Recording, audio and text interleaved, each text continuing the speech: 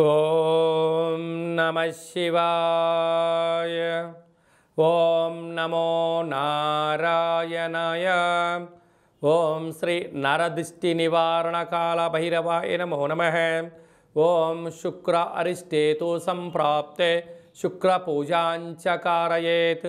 శుక్రధ్యానం ప్రవక్ష్యామి కలత్రత దోషపీడోప ఉపశాంతయే. హరి ఓం. మా ఛానల్కి స్వాగతం.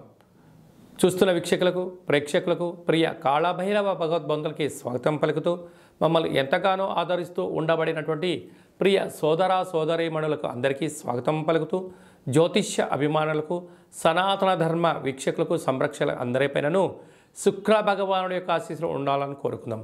శుక్ర భగవానుడు అనగానే కలత్రతకారకుడు, యోగకారకుడు, భోగకారకుడు, సంపూర్ణ నూతనమైనటువంటి జీవితాన్ని ప్రారంభించాలి అనుకుంటున్న అందరికీ నిండా ఐశ్వర్యం, ఆరోగ్యం, ధనం, ఇహపరమైన సుఖ సౌఖ్య భోగ భాగ్యాలను కలిగించేటువంటి వారే శుక్ర భగవానుడు. 26/12/2023 నుండి 18/1/2024 వరకు వృశ్చిక రాశిలో ఏడాది తర్వాత సంచారం చేయనప్పుడు ఎలాంటి ఫలితాలు ఇవ్వబోతున్నాయో సవివరంగా సంపూర్ణంగా తెలుసుకుందాం. మీనరాశి వారికి ఏడాది తర్వాత శుక్ర భగవానుడు వృశ్చిక రాశిలో సంచారం చేయనప్పుడు భాగ్యస్థానంలో సంచారం చేయడం వలన ఒకవైపు ఏలనాటి శని ఉండినను శుక్ర భగవానుడు 9వ స్థానంలో యోగకారకుడు, భాగ్యవంతుడు, శ్రీవంతుడు, ధనవంతుడు అయ్యే పరిస్థితి అవుతుంది. కనుక వివాహం కాని వారికి వివాహము, వివాహమైన భార్యాభర్తలు అన్యోన్యత, ఒకరికి ఒకరు బహుమతులు ఇచ్చిపుచ్చుకోవడం, గౌరవాన్ని ఇచ్చిపుచ్చుకోవడం, స్థిరాస్తులు చరాస్తులు సొంతమవడం, విదేశాలకు వెళ్ళాలని మీ కోరిక నెరవేరడం, గృహంలో ఎటు చూసిన ఆధ్యాత్మికమైనటువంటి విలాసవంతమైన జీవితానికి ఈ మీనరాశి వారు స్వాగతం పలకబోతున్నారు అని చెప్పడంలో ఏమాత్రం సందేహమే లేదు. శుక్ర భగవానుడు అందరిపైన చల్లని చూపు చూసినట్లయితే నిత్యము నూతనమైన వస్త్రాలు, పట్టు పీతాంబర వస్త్రాలు, బంగారు ఆభరణాలు, నూతనమైన వాహనాలు, గృహాలు, విదేశీయానము, సంపూర్ణంగా మనసులో ఏదైతే కోరుకుంటున్నారో అది విజయం సాధిస్తూ అద్భుతమైన ఆనందంలో ఉక్కిరి బిక్కిరి చేసేటువంటి దశనే శుక్రమహార్దశ. అందుకే చాలామంది అదృష్టవంతుని ఎవరు ఆపలేరు అని ఎలా చెప్తారో వాళ్ళు మట్టి పట్టుకున్న రియల్ ఎస్టేట్ వ్యాపారంలో కోట్లు సంపాదించడం, భవన నిర్మాణ కార్యక్రమాల్లో కోట్లు సంపాదించేస్తూ వ్యాపార సామ్రాజ్యాన్ని వారి యొక్క చూపుతో కట్టి చేసే శక్తి శుక్ర భగవానుడికి మాత్రమే ఉంటుంది.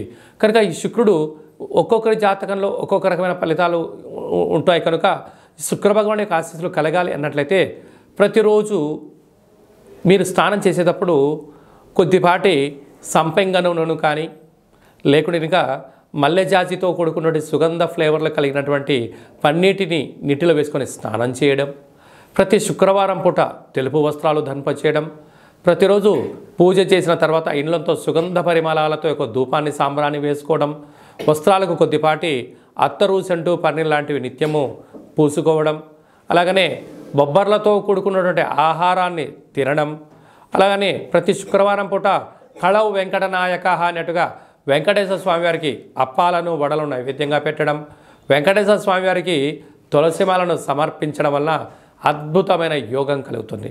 అలాగనే ప్రతి శుక్రవారం పూట ఉదయం 6 గంటల నుండి 7 గంటల వరకు శుక్రహోర జరుగుతూ ఉంటుంది. కనుక తెలుపు వస్త్రాలను ధరింపచేయడము, ఇల్లంతా ధూపాలతో అంటే మంచి ఫ్లేవర్లతో సుగంధ పరిమళాలను ఉంచుకోవడం వల్ల శుక్రుడి యొక్క ఆశీస్సులు కలుగుతాయి.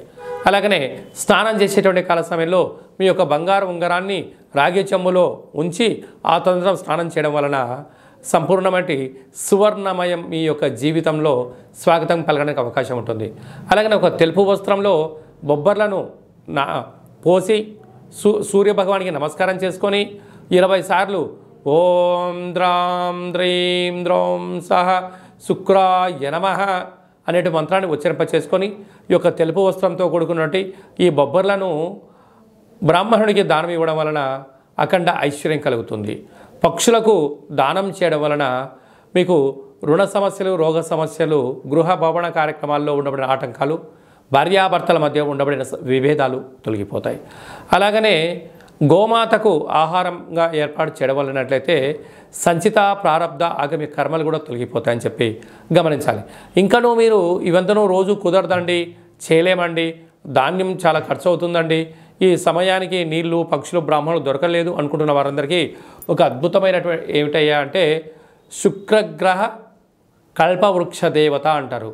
అంటే డైమండ్ ఉంగరం పెట్టుకోలేనటువంటి వారందరికీ, అలాంటి శుక్ర భగవాని ఆశీస్సులు కలగాలనుకుంటున్న వారందరూ కూడా ఈ యొక్క శుక్రగ్రహ కల్పవృక్ష దేవతను గృహంలో ఉంచుకొని రోజు ఉదయము సాయంత్రము మంత్ర సాధన ఓం ద్రాం ద్రీం ద్రౌం సహ శుక్రాయ నమః లేదంటే ఓం శుక్రదేవాయ నమః అనే మంత్రాన్ని ఒక 20 సార్లు తగ్గకుండా 27 సార్లు కుదిరితే 108 సార్లు మంత్ర సాధన మీరు చేస్తూ ఈ యొక్క అగరబత్తులను అలా తిప్పుతూ ఇల్లంతా సాంబ్రాణి గుగ్గిలంతో ధూపం వేయడం వలన గృహంలో ఉండబడినటువంటి దరిద్ర దేవత బయటికి వెళ్ళిపోయి అదృష్ట దేవత మీ గృహంలో స్వాగతం పలుకుతూ ధనకనక వస్తు వాహనాలతో మీరు అద్భుతమైన విజయం స్వాగతం మీ సొంతం అవుతుందని చెప్పి గమనించాలి.